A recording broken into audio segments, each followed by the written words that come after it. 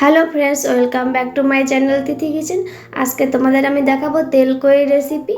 এটি সহজ একটি রেসিপি, তোমরা একবার চেষ্টা করলে অবশ্যই পারবে। আর এটি গরম ভাতের সাথে খুব ভালো লাগে। আর আমার এই ভিডিওটা যদি তোমাদের ভালো লাগে তাহলে আমার চ্যানেলটাকে তোমরা সাবস্ক্রাইব করে দিও। আর রেসিপিটি কেমন হলে অবশ্যই তোমরা কমেন্ট করে জানাবে। চলো তাহলে শুরু করি তেল কই রেসিপি। দেখো, এখানে আমি কই মাছ নিয়েছি। কই মাছগুলোকে ভালো করে কেটে ধুয়ে নিয়েছি। এখানে আমি প্রায় 15টা কই মাছের মতো নিয়েছি। চলো তাহলে মাছগুলোতে প্রথমে দিয়ে দেবো হলুদ গুঁড়ো, দিয়ে দেবো পরিমাণ মতো নুন। এখন মাছগুলোকে খুব ভালো করে নুন হলুদ দিয়ে মেখে নেব।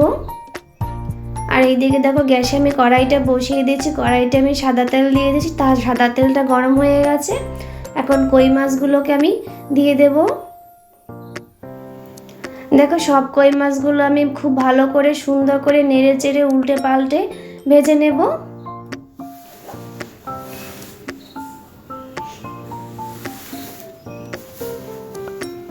দেখো, মাছগুলো আমার ভাজা হয়ে গেছে। এখন মাছগুলোকে আমি তুলে নেব। আর সেই তেল রয়ে গেছে, আর তেলের মধ্যে দিয়ে দেব কালো জিরে ফোড়ন। আর এখানে আমি একটা পেস্ট নিয়েছি। আমি আমার কই মাছগুলো বেশি, তাই আমি এখানে 3টে বড় সাইজের টমেটো নিয়েছি। আদা, গোটা জিরে আর কাঁচা লঙ্কা আমি মিশিয়ে একসাথে মিক্সিতে পেস্ট করে নেব।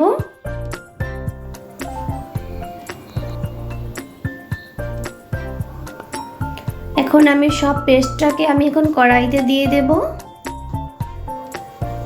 এখন একটু ভালো করে নেড়ে চেড়ে নেব। দিয়ে দেব 3টে কাঁচা লঙ্কা চেরা, সামান্য পরিমাণ হলুদ গুঁড়ো।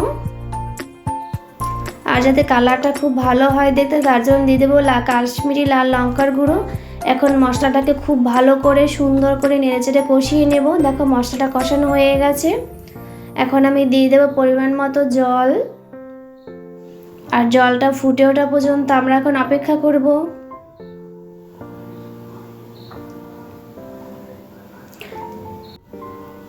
দেখো, জলটা আমার ফুটে উঠেছে। এখন আমি এর মধ্যে সব মাছগুলোকে দিয়ে দেব।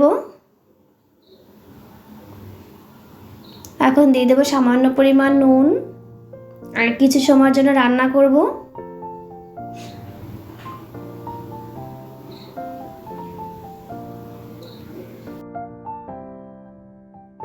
দেখো বন্ধুরা, আমার রান্নাটা হয়ে গেছে। এখন আমি মাছগুলোকে নামিয়ে নেব। আর উপর দিয়ে একটু সর্ষের তেল দিয়ে দেব। দেখো বন্ধুরা, তৈরি হয়ে গেল আমার তেল কই রেসিপি। একদম সহজ একটি রেসিপি। এটি খেতে খুবই ভালো লাগে। সবাই ভালো থাকো, সুস্থ থাকো। ওকে, টাটা।